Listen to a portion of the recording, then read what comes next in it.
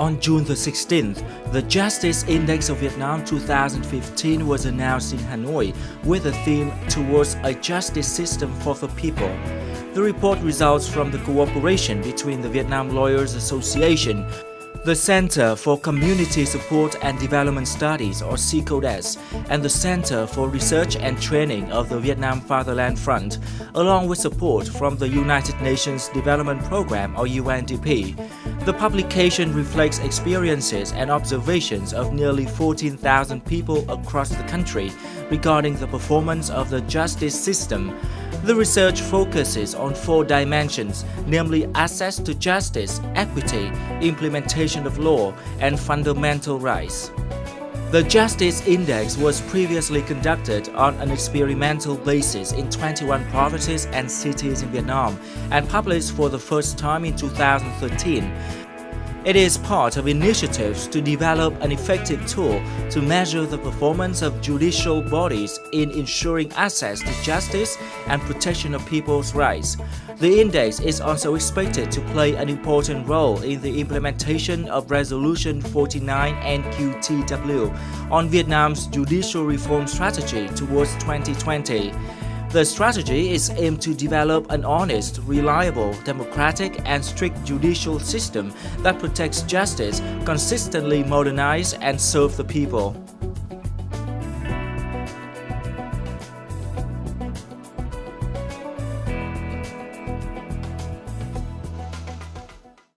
Hello and welcome to Sharing Vietnam. In our program today, we will get to know a new initiative to facilitate the legal reforms here in Vietnam, which is Vietnam's Justice Index. Our guest today is Mr. Dennis Curry, Assistant Country Director in charge of governance and participation of UNDP here in Vietnam.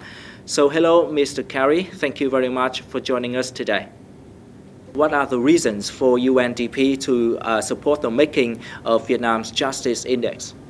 Well, UNDP has supported the Justice Index as a knowledge base and an evidence base for policy making in the justice sector that we hope can help to make further advancements towards a justice system that serves the needs of people and that is efficient and fair and that holds people's confidence. So at the national level, we feel that data can help drive policy, drive informed, evidence-based decision-making going forward. At the provincial level and within the index, we have a provincial scorecard for each province. We have some samples in the report, but on our website online, all 63 provinces are there. And within that, we have 4 dimensions and of access, equity, implementation of laws, and protection of rights. And within that, then, you have up to about 80 sub-indicators.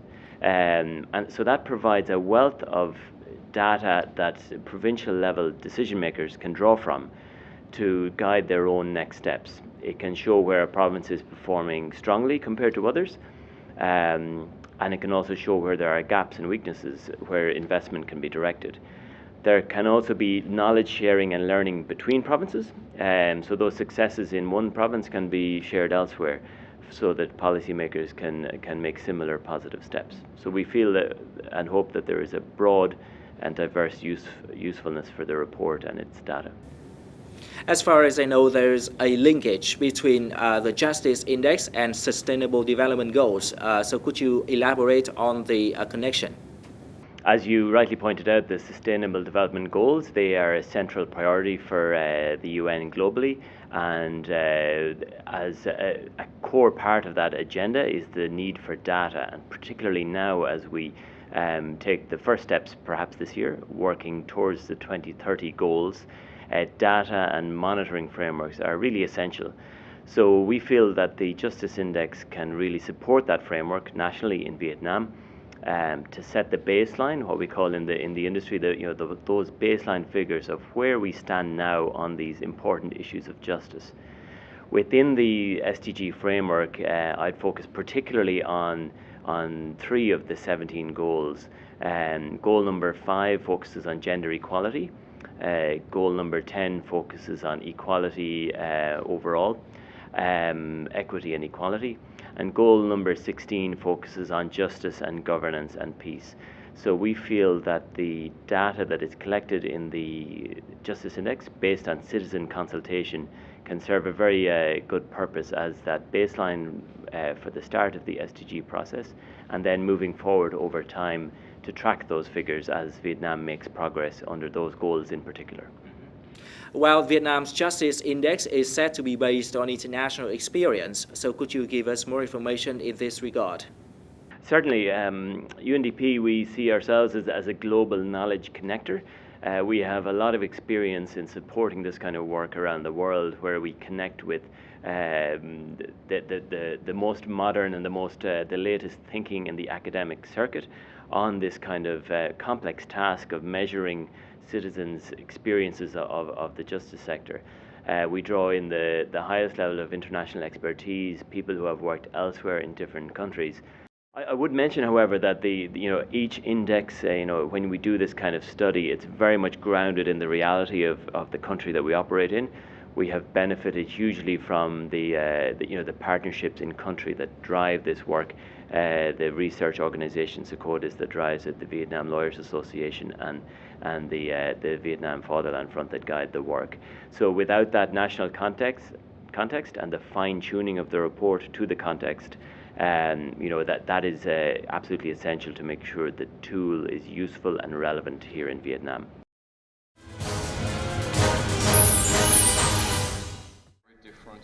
The announcing ceremony of the 2015 Justice Index drew the participation of many Vietnamese and foreign judicial experts, as well as representatives of Vietnamese authorities at central and local levels.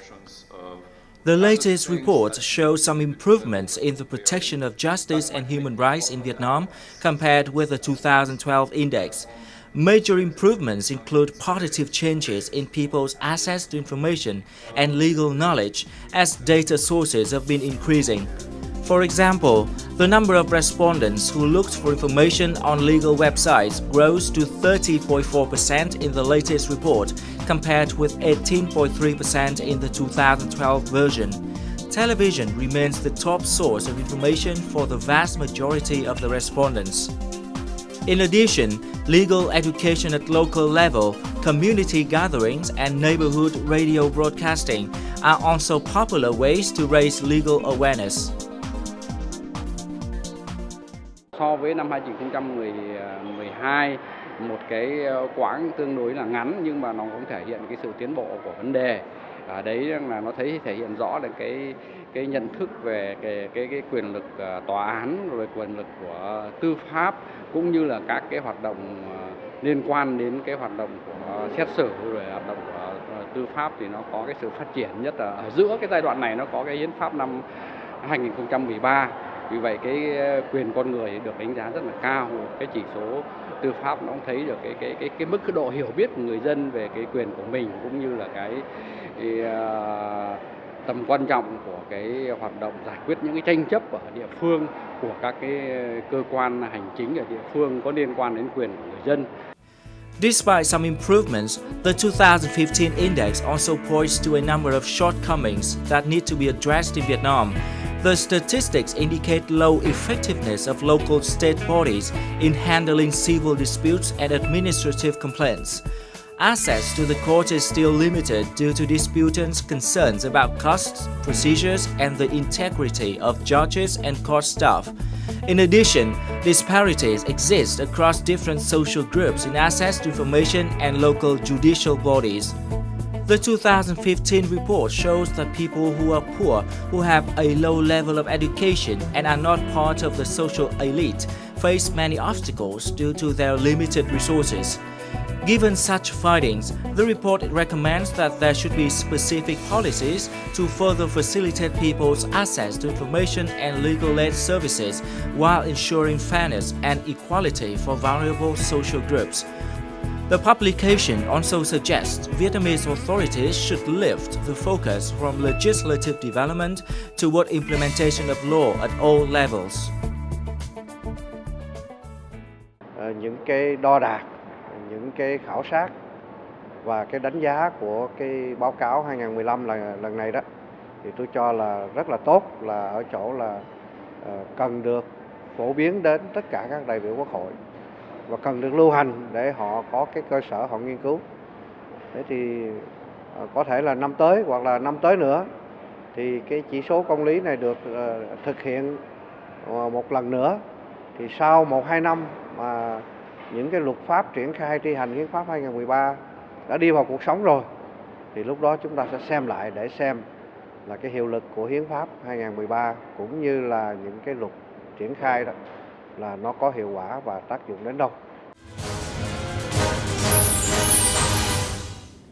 Well, in the 2015 index report, there are some improvements in terms of legal and constitutional knowledge among the respondents. So could you elaborate on that aspect? Yes, as you pointed out, that's a key positive trend that we see. A general increase in people's awareness of legal knowledge. We attribute that, or the analysis of that attributes that to more people accessing legal knowledge from a wider and a more diverse set of sources. So that can be from legal professionals, but also even television. That there is a stronger information network out there that is getting legal knowledge to people. So that is a very positive development, and I think perhaps a result of the investments in that area, and that is something we encourage to continue. Well, the 2015 index report includes a broad set of recommendations for policymakers. So could you give us some information on the key recommendations? Clearly a need to ensure that further progress is made to make sure that the justice system is efficient, that its integrity is strengthened, and that people can have full confidence in the justice sector. A consciousness of the disparities between groups is essential to make sure that vulnerable individuals or groups have as much have their legal needs and their access to justice issues covered. And finally, then, I think that investment in people's awareness of legal mechanisms from a demand perspective, but also from a supply perspective, making sure that we have a competent and adequate, in terms of numbers, legal professional cadre in the country. So investments in legal training and the professionalization and the expansion of the legal advisory sector would be a very good policy route, we believe. And finally, could you reveal some of UNDP's plan to cooperate with local partners in order to make the recommendations become reality? Well, at UNDP, we continue our support to the justice sector overall. We have a long ongoing partnership with Ministry of Justice, which will continue supporting these areas, working together on issues of rights awareness, legal reform, ensuring that when laws are reformed, implementation comes down to the grassroots level, so that people at the grassroots level benefit from those changes. So those partnerships will continue, and it remains a central priority for UNDP to support Vietnam's advancing progress in that area. We very much would like to keep a priority on the Justice Index. We feel that, again, it's a strong evidence base to support that advancement in Vietnam in modernizing and making very efficient and the justice sector, and supporting policy decision making at the national and provincial level, and of course, as we discussed, covering the Sustainable Development Goals, ensuring that we have data to monitor Vietnam's progress going forward. Well, Mr. Carey, thank you so much for spending your time with us today and sharing meaningful insights. Well, that's all for our Sharing Vietnam today. Thank you so much for watching, and see you again next time.